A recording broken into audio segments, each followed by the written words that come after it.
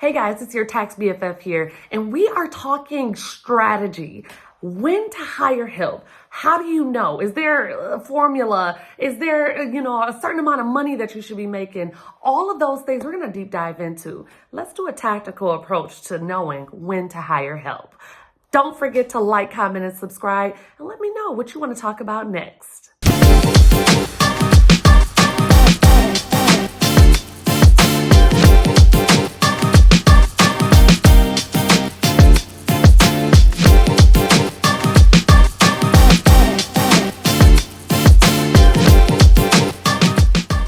I want to go through what the thought process is, what actual tactics you need to be taking in order to begin the process, and just overall knowing when to hire. I believe that hiring could be the single most important piece to adding value to your business in your life. Increasing your level of productivity, getting more time freedom, all of those things are just things to enhance business and enhance your personal life. So hiring should definitely be at the top of your list if you're thinking about growing, and especially if you're thinking about scaling that business. So I'll just kick it off. There are several problems that come about in business. One is you've reached a level of productivity that you just cannot maintain, or you don't have the capacity to grow any further, right? Or you have put all of your hard work and all of your dedication to this business, but you've reached a revenue cap where you just can't get over this hump. And that cap might be 50,000, 100,000, 300,000, whatever that amount is, you just seem to be making that same amount year over year. Or you're making money, you're busy, you got new clients, you have new leads, but you haven't been able to change your lifestyle yet. So you're like, how do I have 50 more clients, but I still can't afford the house that I want? Or how do I have X amount new business, but my bank account is still showing the same value? All of these things are the problem with not actually having a sustainable look at your finances month over month, year over year. So that's the first tactic in knowing when to hire is one, knowing where the money is, knowing where you're making money, knowing how to make money, and knowing where those productivity loopholes are. So the first thing I want you to do, and like I said, this is a tactical strategy session that we're having together. The first thing I want you to do is categorize all of your transactions. So I want you to pull your business bank statements for at least 2 years, okay? And if you're doing year to date for right now, I want to see January through August 2022 versus January through August 2023. I want you to be able to identify trends. So what months are, exceeding the average value of revenue each time? Those you're going to identify as your busy season. So of course, in the tax preparer world, January through April is going to be our busy season. It's just, common knowledge. However, every industry is different. Some people see a spike during the summer months. Some people see a drop. You need to be identifying those busy season months so that you are not increasing your expenses or making changes to your overall lifestyle for a month that is not sustainable throughout the year. You need to be taking a look at what those low earning months are, finding out why are they low. Is it because nobody is utilizing your services during those months? Are you not pushing as hard as you can be with consistent marketing and consistently showing up for your clients? Are you, just dropping the ball during those times? What is it during those months that are keeping you lower than what the average is month over month? Once you have identified what those transactions are, what those expenses are, where your average monthly income lies, taking away all of those, outliers, the super high grossing months of your busy season and any super low months where maybe it's your birthday month. I don't know. I'm a Libra, so my birthday month is pretty important. Maybe it's your Christmas, where it's Christmas and New Year's Eve and all of these things, and you just take some time off. Don't say, I'm going to start working during the times I don't really want to work so I could try to pull this up, but you do need to identify how to keep the expenses paid with the money that is coming in, even on your low income grossing months. Now, we want to compare, like I said, month to month. So January 2022 for January 2023, did you see any major changes in those 2 months in comparison to each other? Are you seeing a drastic change year over year since COVID? I saw a post today about, hairstylists fighting for their lives. Like it's very slow. Nobody's showing up. And there was a comment on there that said, well, y'all prices are too high. This is something that you really need to identify. Did you increase your prices in January 2023? Did you start to see a decline after that price increase? Did you articulate your value and why that price increased? This is the thing. Some of you start seeing, I want to make more money. I want to make more money. So I'm going to just go up on my prices where your price was already at the high end of your market, or your price was already exceeding your potential target market. Are you marketing and showcasing your abilities to the people who can pay that new price increase? And are you reaching? Yeah, we all are the best and the expert and just the top of the line in our industries. However, there is an industry standard, and you must be articulating what you are promising to show up as with every single one of your clients. They should know exactly why they are paying that top dollar for your service or product. You don't just go up out of nowhere. Inflation was around 3-4%. That is around where you want to be each year over year. So year over year, even if you just maintain and retain the clients that you have, you should see an increase in your bottom line. You should see an increase in revenue. However, you should not be shooting yourself in the foot by making these increases in prices on a whim. So pump your brakes. Maybe you should be thinking about alternative sources of income, especially since I use the hairstylist industry as an example thus far. I want to continue with it. If you're a stylist, your moneymaker is you being in a particular setting doing the work. If you take time off, if you say, I want to reduce my number of hours that I work in a day, if you say, I want to reduce the number of people or heads I touch in a day, you are saying, I want to reduce the amount of income that I have generated in my business. I'm not saying that that shouldn't be your end goal, but I'm saying prior to making those cuts and thinking that your business is going to grow, don't just think raising your price is going to be the answer. Most of my stylists, I'm always thinking about another source of revenue. Is it products? Yes. They go hand in hand. The beauty industry is a billion-dollar industry, okay? Multi-billion-dollar industry. So if you are saying to your clients, you need this oil, this, these shears, this particular comb, whatever the case may be, in order to achieve the style that I have created for you in my shop, if you want to maintain it, you need these products. They are going to buy them. And I'm talking from a product person.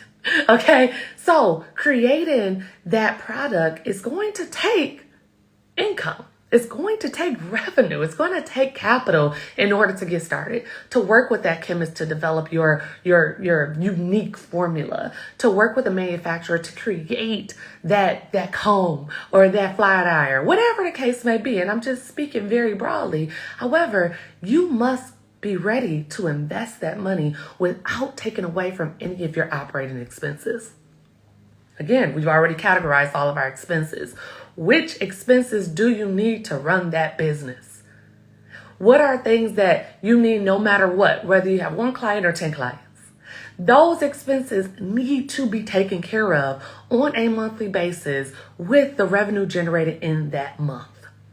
Okay, so I'm going all around because I want you to have a very, very vast understanding of where you are generating income and where you are spending it. Once you have that, we now know the percentage of budget that we can allot to hiring. But before we get there, here's your next task. This is the number two. We've already looked at all of the categorization of all of your transactions, and we know what our busy season is, and we have identified what we are doing when we are in those low months. Here's the second part. Now I want you to write down every single thing that you do in business, from making phone calls to answering emails to, generating content to sales calls, to everything you do. Studying to keep on top of legislation that affects your industry, anything that you do from day to day. Now, right next to that activity, how much time do you spend on that in a day? And I want you to go down to the minutes. Is it 5 minutes? Is it 5 hours? Is this a 3-day series of things? Whatever the case may be, I want you to write it down. I want you then to prioritize that list by the highest and easiest things to delegate. Is there, something on that list that is taking 5, 10, 15, an hour of your time away from your productivity into putting into sales or putting into growth strategies or putting into client production so that you can get people in and out? How quickly can you delegate? Is this going to be something that you have to train for? Is this going to take, too much of your time to get somebody up to date? Is there going to have to be a technical person with your level of expertise in order to fulfill that position, essentially? What is it? So again, answering phones and emails, right? That's one of the easiest to delegate, which is why so many people look at virtual assistants, admin assistants, and even personal assistants first. How much time are you actually spending on that is the question. So if you say, I wish I never had to check another email or answer another phone call, but then you actually take a look at how much time you really spend on that, and it's less than 1 hour of your day, less than 30 minutes of your day, even if it is split up into 3-4 times a day, I'm going to say that's not where you start on your hiring. Okay? I want you to start with the highest amount of time with the easiest delegated duties, and that is where I want you to begin. So, for instance, for me, in tax preparation, the actual data entry of the name, the address, the email, the phone number, the social security number is something I could teach anybody how to do. Okay. Yes, you must know a few forms. You do need to know, if this comes on 1099-R, where does it go? Whatever. Okay. Things I can easily teach you. The technical aspect and the expertise and why my clients come to me is for the tax law, the experience, the industry understanding. So me going in and seeing what my data entry person has already input and then putting my magic on it is the value that my clients pay for. However, me doing the data entry piece of it is taking me hours. It could take me hours in a day to complete, the number of returns that we have on a daily basis. Hiring someone to be that data entry person allows me more time to do things like this, to go live, share tactics, educate potential clients of the value of hiring me, the value of hiring a business coach that will essentially help you go through all of your finances and figure out the next steps for you to grow. Like, everything points and aligns to generating more business, increasing revenue flows. Outline what you are doing right now and what can be delegated. So now let's go back to our transactions. Now we need to know what percentage of our budget is being allotted to things that we need to eliminate. If you are looking at your finances on a monthly basis at the bare minimum, you're never getting bogged down by, missing a subscription that you should have canceled or something that, was misused or even someone that you've already hired. I believe of hiring and firing just as fast. I do not believe that someone just, you give them chance after chance after chance. And everybody should be hired on some type of limited trial basis. So you're not hiring anybody to say you're going to be here for life, or I'm going to train you up even when you make mistakes. No, you're saying this is the skill set I need you to have. You said you had it. Show it. Show it to me right now. In the event that they don't, and in the event that you're checking your finances on a monthly basis, you'll see that payroll number, if it keeps going up and you're not getting the results that you were promised from that new hire or that employee, it might be time for some performance reviews. It may be time to see if this is a salvageable relationship or if it's time to cut ties and keep it moving. Those are things that busy business owners, you just kind of get lost in the shuffle of doing your own thing, that sometimes you forget about those moments in time where you are supposed to be evaluating what's going on in your business, who's representing your brand. Every single person that you hire and that you bring into this business is going to be a representation of you, your brand, your services. So you need to make sure that while we are looking at what we could easily delegate and what we could train up a person to have, and we're looking at our finances to make sure that that is in line with something, with adding additional expenses, we're also not having these additional expenses for too long or way longer than what they should be. Once somebody comes in and shows you who they are and they have not delivered to the expectation that you have set for them, it's time for them to go. This is something that is easier to be done when you're looking at everything on a monthly basis. So the results, you can continuously and always knowing exactly where you stand in business, knowing exactly how much money you got coming in, knowing where your gains are coming from, knowing what type of clients you want to go after, and you knowing that you are playing at a cash flow positive state.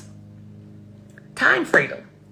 Once you get rid of all of those delegated tasks that were just kind of, slowing you up every day, or you're spending too much time on, you have more time freedom to move and shake how you want to. You can have your content creation days. You can have your, client work days where this day I just focus on client work. You can have your new business sales days. And then you can have a lot more freedom in your day to do whatever you want to do, business owner. That's why we got into business, right? But you also are positioned to grow with your ideal client. Once you identify, what your busy season is, taking a look at those top 3 clients. Which clients spent the most money with you, spent multiple times with you, meaning maybe they bought multiple services, or after a service agreement ended, they wanted to do another. They buy your products on a regular basis. They're not calling and complaining and following up and checking in on you every 2 seconds. You guys have a rapport, all of those things. Write down what those top 3 people look like and how you can duplicate them, how you could talk specifically to them. Are they men? Are they women? Are they other business owners? Are they high earners or low income earners? Do they trust you because they come from a referral? Or did they all find you because of your Google reviews? Whatever the case may be, you want to make sure that you are developing your strategy to get new business based on them. So, you know how much money you got. You know what your expenses look like. You know what those operating expenses are and what is the bare minimum that you need to be generating each month. You know when your busy season is and when you might need to stretch that money, because after busy season, most times it's a drastic decline in revenue generated the next month. You want to make sure that you don't increase your lifestyle or increase your expenses or hire this new high-paid person during busy season and exceed the amount of revenue that you're going to be generating on a monthly basis after. Once you have taken a look at all of these aspects, you not only are set up to create growth strategies that will exceed all of your wildest expectations, but you're also able to determine how much money to spend and when to spend on hiring somebody to help you with that productivity.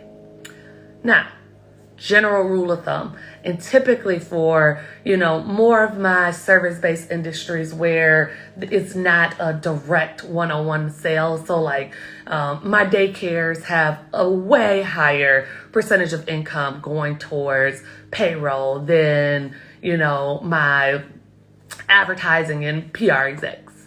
Okay. Or my real estate professionals are going to have way lower commission and fees to contractors up under them than maybe my therapists who are running a practice with other therapists underneath them. So you must determine what your percentage of payroll needs to be for your particular industry, but a general rule of thumb is it shouldn't exceed about 20% of your revenue. That being said, you must look at where you are right now by yourself, where taking that 20% is going to come from. Is it going to come from what you generally have in, cash on hand? Or is it going to come from shifting from travel and maybe continued education things to making sure that you have somebody you can bring on? Or is it going to be you not paying yourself a little bit so that you can figure out how to grow? Now that we know that percentage and we know we're pulling and moving and shaking to make that percentage happen, you must know and set a deliberate timeline on when you are going to make that 20% back. When are you going to see a 20% growth rate in your business so that it exceeds the amount of money that you are paying out? These are the things that you need in order to figure out where you stand in business and how to move forward. And moving forward and growing it has everything to do with hiring help. Now, I'll leave you with this. I have clients that make generate seven figures in revenue who have 30, 40 full-time employees. I also have them that have one full-time employee with some subcontractors. Be sure that you are not hiring and it is not a specific task and duty that person is going to be taken off of your plate. Of course, we talk about this and more, and we go through this exactly how I outlined it in a more in-depth plug-and-play way in Motivated Money System. It's my business coaching program. If you want more information and if you are trying to determine what's the formula for hiring and how do I pay myself, what are these percentages of income? How do I generate more income? All of those things we will determine in a way that is so easy and seamless for you. You think that you did it automated. DM me for more information. And as always, have a great day and I love you guys.